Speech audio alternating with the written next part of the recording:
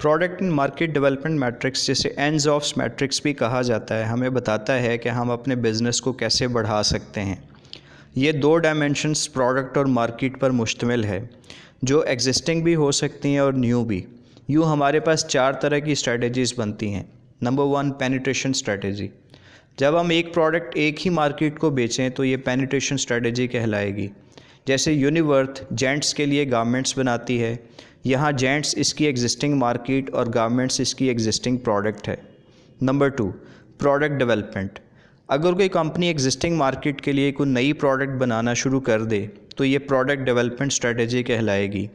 जैसे अगर यूनिवर्थ जेंट्स के लिए शूज़ भी बनाना शुरू कर दे तो इसका मतलब ये होगा कि ये प्रोडक्ट डेवलपमेंट स्ट्रेटजी पर चल रही है।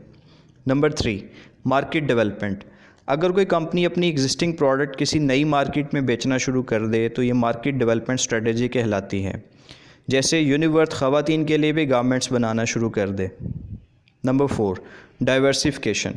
फाइनली अगर कोई कंपनी किसी नई मार्केट के लिए कोई प्रोडक्ट बनाना चाहे तो ये डाइवर्सिफिकेशन स्ट्रेटजी कहलाएगी। मिसाल के तौर पे अगर यूनिवर्थ गल्फ़ कंट्रीज़ को एक्सपोर्ट करने के लिए जूते बनाना शुरू कर दे तो ये डाइवर्सिफिकेशन स्ट्रेटजी होगी, क्योंकि यूनिवर्थ एक नई मार्केट के लिए नई प्रोडक्ट बना रही होगी।